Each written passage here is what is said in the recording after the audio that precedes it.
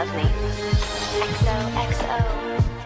Gossip YouTube. Gossip YouTube here et bienvenue sur cette nouvelle vidéo. Aujourd'hui, on se retrouve pour parler d'une affaire qui fait énormément parler ces derniers temps et pour cause, c'est un procès qui a lieu actuellement, celui d'Emma Kekup contre deux autres youtubeurs. Disclaimer, cette vidéo est purement informative et n'a absolument pas pour but de diffamer aucune personne que ce soit ou d'attiser une quelconque haine. J'exposerai uniquement les faits et le procès ainsi que toutes les questions qu'il peut susciter et ce de manière entièrement objective pour finalement donner mon avis subjectif sur ce procès. Avant toute chose, vous pouvez suivre Gossip YouTube sur Twitter et Instagram afin d'être tenu au courant des derniers gossips en temps réel. Vous pouvez aussi vous abonner à mes comptes Twitter et Instagram personnels sur lesquels je parle de manière plus libre et sur bien plus de sujets. Ceci étant dit, préparez votre thé et asseyez-vous confortablement, la vidéo va commencer. Bon, avant de parler de ce procès en lui-même, il faut déjà parler du pourquoi et du comment Emma s'est retrouvée à porter plainte. En novembre 2018, pour le Black Friday, Emma et son copain Vlad ont relayé des promotions sur plusieurs sites qui faisaient logiquement des soldes pour l'occasion. Parmi eux, il y avait notamment des sites qui vendaient des écouteurs Bluetooth style AirPods ou encore des montres à des prix très attractifs. À la suite de ces publicités faites via leurs stories Instagram, certaines personnes se sont mises à accuser Emma et son copain d'avoir arnaqué leurs abonnés, du fait notamment que les sites dont le couple a fait la pub sont des sites de dropshipping, ce qui n'est, je le rappelle, toutefois pas illégal en France. Certains sont même allés jusqu'à les accuser d'être eux-mêmes à l'origine de ces sites et d'avoir orchestré toute l'opération. Ainsi, plusieurs vidéos ont émergé sur YouTube, que ce soit des personnes qui aient mené une enquête personnelle, comme des personnes postant simplement leur réaction face à ce fait d'actualité qui a été relayé par plusieurs médias. Emma et Vlad, face à ces accusations, se sont bien évidemment défendus et ont démenti chacune d'entre elles. Emma a déclaré avoir été choquée des pratiques de certains sites dont elle avait fait la promotion, qui n'avaient jamais envoyé les commandes, et affirme n'avoir jamais été au courant. Vlad a quant à lui déposé une main courante contre l'un des sites qui aurait arnaqué ses abonnés. Le truc c'est que les réactions se faisaient de plus en plus nombreuses, et comme toute affaire qui fait énormément de bruit, tout le monde veut en parler et chacun a son mot à dire. Ainsi, le couple, voyant que les vidéos et les articles sur le sujet ne faisaient que se multiplier de jour en jour, les deux ont commencé à parler d'impliquer la justice dans l'affaire, ce qu'ils ont fini par faire. Au début, ils parlaient de simples mises en demeure adressées aux auteurs des articles et des vidéos, leur demandant de les supprimer, mais Emma a fini par se constituer partie civile, c'est-à-dire qu'elle a porté plainte devant les juridictions pénales. Toutefois, elle n'a pas collé un procès à la totalité des personnes qui avaient parlé de son affaire, et pas non plus à la totalité des personnes et des médias à qui elle avait déjà demandé de supprimer les articles et les vidéos, mais à seulement 2 personnes. Ce ne sont pas des grands médias tels que BFM TV qui ont fait l'objet de la plainte, mais 2 petits youtubeurs ayant filmé leur réaction face à l'affaire fin novembre 2018, Daring Tia, de son vrai prénom Manon, et Anthony Valerio. Avant de prendre connaissance de ce procès, Emma avait envoyé un DM à Daring Tia stipulant « Faites attention à ce que vous dites sur internet ». Ce n'est que quelques temps plus tard, vers la fin du mois de décembre, que les deux reçoivent un mail leur demandant de supprimer leurs vidéos comme plusieurs autres personnes. Finalement, en février 2019, les deux reçoivent une citation à comparaître devant le tribunal correctionnel de Paris, c'est-à-dire une convocation au tribunal à une date donnée. Mais de quoi sont-ils accusés ? Emma et son avocat ont décidé d'attaquer ces deux youtubeurs sur le terrain de la diffamation publique.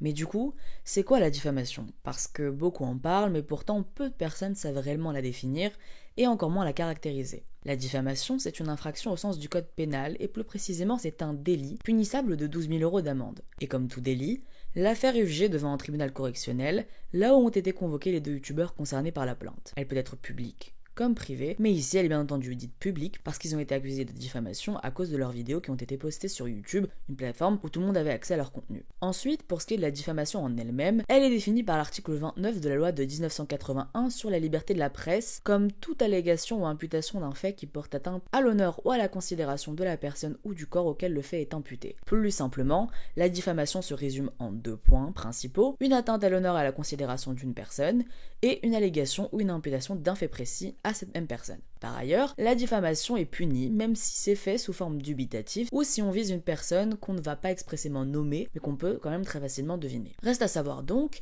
si les vidéos effectuées par Daring Tia et Anthony Valerio portent bien atteinte à l'honneur ou à la considération d'Emma Kekup en lui imputant un fait précis. Là, bien évidemment, le fait précis, c'est la prétendue arnaque que les médias ont relayée, même s'ils ne font que redire ce qu'ils ont lu en donnant leur avis par-dessus. Maintenant, pour ce qui est de l'atteinte à l'honneur ou à sa considération, ça demande quand même discussion. Ce qu'il faut ajouter, c'est que pour que la diffamation soit réellement relevée, il faut que les personnes ayant diffamé les fassent de mauvaise foi. Or, pour justement prouver l'inverse, c'est-à-dire pour prouver leur bonne foi, il faut la réunion de plusieurs choses. Qu'il n'y ait pas d'animosité personnelle, qu'il y ait un motif légitime d'information, qu'il y ait eu une prudence dans leur expression, et que ce soit issu d'une enquête sérieuse ou d'une base factuelle suffisante. Et pour moi, il me semble que ni Derinthia ni Anthony Valerio aient fait preuve de mauvaise foi, moi-même ayant eu l'occasion de visionner leurs vidéos et de communiquer avec eux. De plus, les deux youtubeurs utilisent comme logique moyen de défense la liberté d'expression. La justice va donc devoir peser les pour et les contre et mettre en balance cette fameuse liberté d'expression avec la diffamation si jamais elle est caractérisée. Et finalement, quelles sont les prétentions de Emma? Que reproche Emma réellement et surtout que demande-t-elle à l'issue de ce procès? Qu'est-ce qu'elle a à y gagner? Tout d'abord, elle dit avoir été blessée moralement parlant. Selon elle, leurs vidéos ont provoqué de vives réactions, les unes plus violentes que les autres, notamment en commentaire. Le truc c'est que voilà, on ne peut, selon moi, pas attribuer les commentaires d'une vidéo youtubeur qu'il a postée.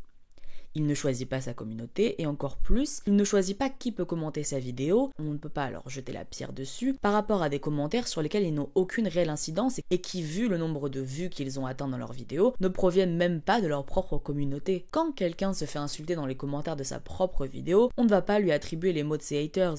Et bien là c'est pareil. Ensuite, Emma et son avocat se plaignent du fait qu'Emma aurait perdu des partenariats à cause de la réputation qui lui a été donnée à la suite de la publication de ses vidéos. Or là, je suis désolée, mais ce n'est pas les vidéos de ces deux petits youtubeurs qui ont terni sa réputation auprès d'Emma, mais plutôt les dizaines d'articles sur le sujet dans tous les médias qui ont été relayés des dizaines et même des centaines de milliers de fois, ou encore la masse de vidéos avec des centaines de milliers de vues qui ont été postées sur YouTube.